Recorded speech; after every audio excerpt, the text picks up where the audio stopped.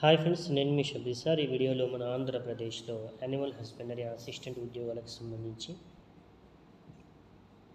రానున్న కొత్త సంవత్సరానికి సంబంధించి నోటిఫికేషన్స్ రిలీజ్ చేస్తామని చెప్పి మన నారా లోకేష్ గారు తెలియజేశారు, ఐటీ శాఖ మంత్రి వర్యులు. ఈ నేపథ్యంలోనే ఏహెచ్ఏ నోటిఫికేషన్ కూడా తీసే ఛాన్స్ అయితే ఉన్నట్లు అందినటువంటి సమాచారం. కాబట్టి అభ్యర్థులు ఇంట్రెస్ట్ మరియు అర్హత ఉన్నవాళ్ళు ప్రిపరేషన్ స్టార్ట్ చేసింది. ఆల్రెడీ చేసిన వాళ్ళు ఓకేనా, మోర్ దెన్ టెస్ట్ సిరీస్ అనేటటువంటిది రాస్తూ ఉండండి. మేము పెట్టేటటువంటి ఇంపార్టెంట్ బిట్స్ ఏపీఎస్సీ రూపొందించిన సిలబస్ ప్రకారంగానే ఉన్నాయండి. ఒక ప్లేలిస్ట్ కూడా చేస్తున్నాము, ప్రతి ఒక్క వీడియోలో తెలియజేస్తున్నాము. ఆంధ్రప్రదేశ్ యానిమల్ హస్బెండరీ అనేటటువంటి వీడియోస్ చేస్తూ దాదాపు 170-180 పైచిలకు వీడియోస్ అయితే ఉన్నాయి. ఒకసారి వెళ్ళి చెక్ చేయండి. పార్ట్ బిట్స్ సంబంధించి ఆల్మోస్ట్ 90% ఇంపార్టెంట్ బిట్స్ అన్నీ single line bits, gun shot bits అనేవి డిస్కషన్ చేస్తున్నామండి. ఓకేనా. పార్ట్ ఏకి సంబంధించి important bits, Indian history, quick revision అనేటటువంటి నేమ్స్తో సింగిల్ లైన్ బిట్స్ అయితే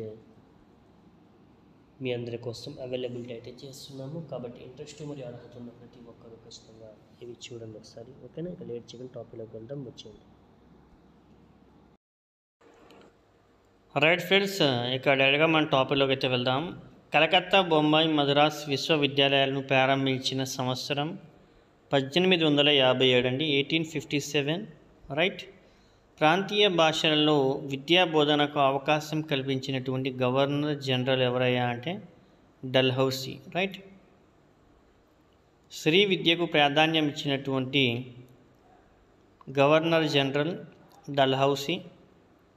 తొలి ఇంజనీరింగ్ కళాశాలను స్థాపించిన గవర్నర్ జనరల్ డల్హౌసీ. తొలి ఇంజనీరింగ్ కళాశాలను స్థాపించిన ప్రాంతము రూర్కెలా. రైట్. కలకత్తా, కరాచీ, బొంబాయి, రంగూన్, రేవ్ పట్టణాలను అభివృద్ధి చేసినటువంటి గవర్నర్ జనరల్ డల్హౌసీ అండి.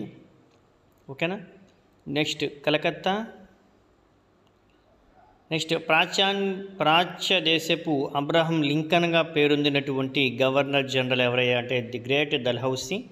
వెరీ వెరీ ఇంపార్టెంట్ బిట్ అండి. చాలా అంటే చెడు పనులు కూడా చేశారు బ్రిటిష్ వాళ్ళు, అయినప్పటికీ కూడా మన భారతదేశానికి ఎంతో కొంత మేలైతే చేయడం జరిగింది. తద్వారా వారిని ఈ విధంగా పాశ్చాత్య దేశపు అబ్రహం లింకన్గా ప్రబోధిస్తారు.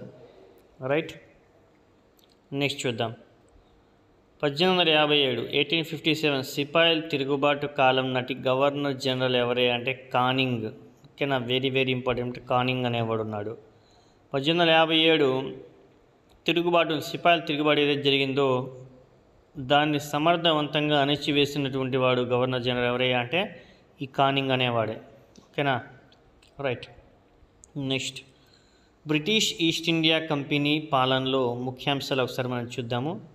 భారతదేశంలో కంపెనీ ప్రవేశపెట్టిన రెవెన్యూ విధానాలు: 1 ద్వంద్వ ప్రభుత్వము, 2 వేలం వేసే విధానము, 3 రైత్వారీ విధానం, 4 మహల్వారీ విధానము, 5 శాశ్వత భూమి శిస్తు విధానము. ఈ విధంగా 5 రకాల రెవెన్యూ విధానాలు అయితే ఆ కంపెనీ భారతదేశం తీసుకురావడం జరిగింది. రైట్. నెక్స్ట్ ద్వంద్వ ప్రభుత్వాన్ని ప్రవేశపెట్టిన బెంగాల్ గవర్నర్ ఎవరయ్యా అంటే రాబర్ట్ క్లైవ్ అనేటటువంటి వాడు ద్వంద్వ ప్రభుత్వాన్ని తీసుకొచ్చాడు. ద్వంద్వ ప్రభుత్వం స్థానంలో వేలం వేసే విధానాన్ని ప్రవేశపెట్టిన గవర్నర్ జనరలే కారన్ వాలిస్ అనేవాడు. ఓకేనా. శాశ్వత శిస్తు విధానానికి గల పేరు జమీందారీ విధానాన్ని శాశ్వత శిస్తు విధానం అని అంటారు. ఓకే. జమీందారులు ప్రభుత్వానికి చెల్లించవలసినటువంటి మొత్తానికి గల పేరు పేష్ కుష్. జమీందారులు ప్రభుత్వానికి చెల్లించాల్సిన ఆ యొక్క దాన్ని అమౌంట్ని ఏమంటారంటే మొత్తాన్ని పేష్ కుష్ అంటారు. నెక్స్ట్ బారామహల్ నందు రైత్వారీ విధానంపై అధ్యయనం చేసిన సబ్ కలెక్టర్ ఎవరయ్యా అంటే సర్ థామస్ మన్రో. ఎవరు? Sir Thomas Munro. ఓకేనా. దత్త మండలాల తొలి కలెక్టర్ థామస్ మన్రో దత్త మండలాల్లో రైత్వారీ విధానాన్ని ప్రవేశపెట్టినటువంటి సంవత్సరము 1803, 1803. మహల్వారీ పద్ధతిని ప్రవేశపెట్టినవాడు కల్నల్ భట్. ఎవరు? కల్నల్ భట్.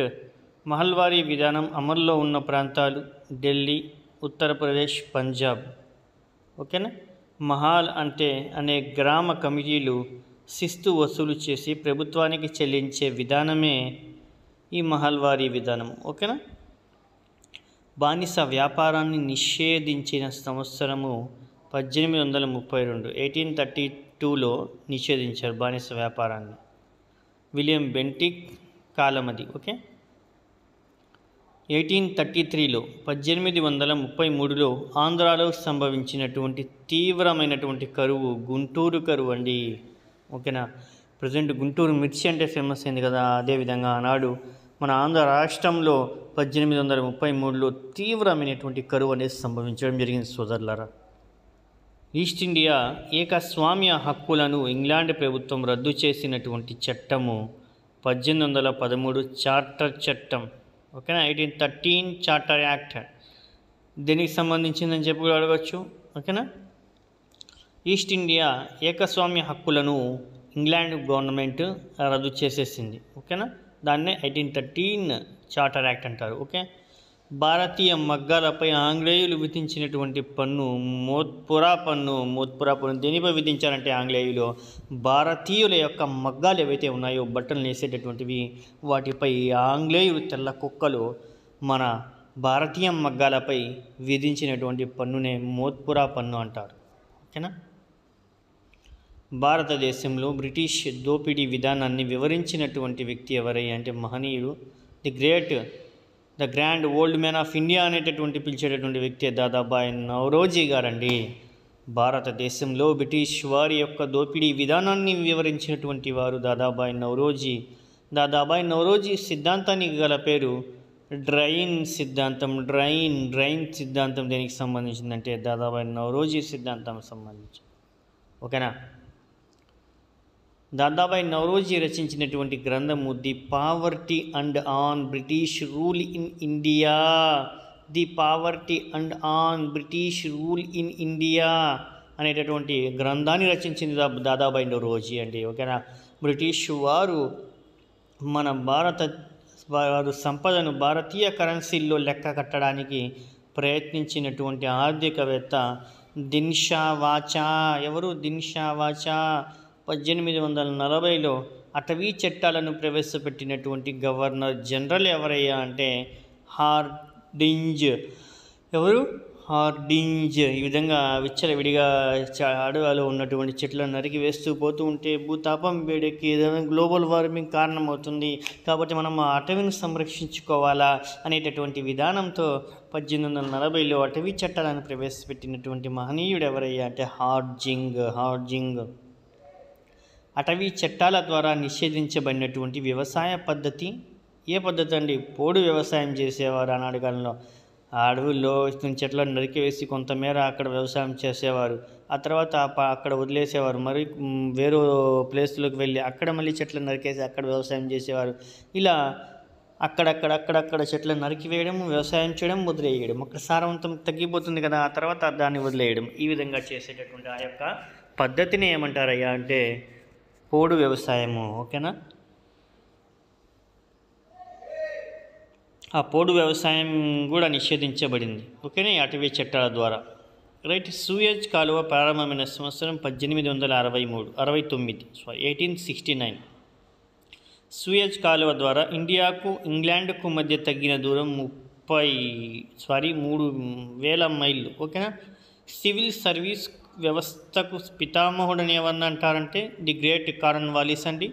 ఉద్యోగులకు వ్రాతపూర్వక పోటీలను ప్రవేశపెట్టినటువంటి చట్టము 1853 చట్టం. ఓకే. 1861లో సివిల్ సర్వీస్ చట్టాన్ని ప్రవేశపెట్టిన వైస్రాయ్ కానింగ్ అండి.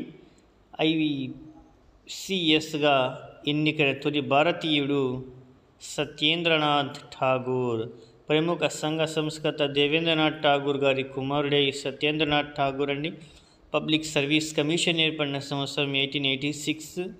ఇండియన్ సివిల్ సర్వీస్ కమిషన్ ఏర్పడిన సంవత్సరం 1925.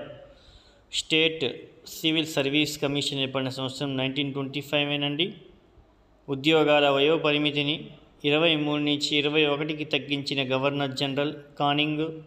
ఉద్యోగాల వయోపరిమితిని 19 నుంచి 24కి పెంచినటువంటి చట్టమే 1892 చట్టం.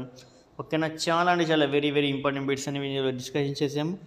కాబట్టి 1, 2, 3 సార్లు వినండి, ఖచ్చితంగా నోట్ డౌన్ చేసుకోండి. ప్లేలిస్ట్ చేస్తున్నాము ఆంధ్రప్రదేశ్ ఎనిమల్ హస్బెండరీకి సంబంధించి.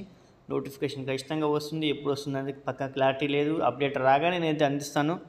ఎటువంటి ఆందోళన, భయాలు, చింత, చికాకులు పెట్టుకోకుండా మీ పని మీరు చేసుకుంటూ వెళ్ళండి. ఖచ్చితంగా నోటిఫికేషన్స్ వస్తాయి. దానికన్నా ముందే మనం సిద్ధంగా ఉండాలి. ఓకేనా మిత్రమా? థ్యాంక్ యూ సో మచ్ అండి.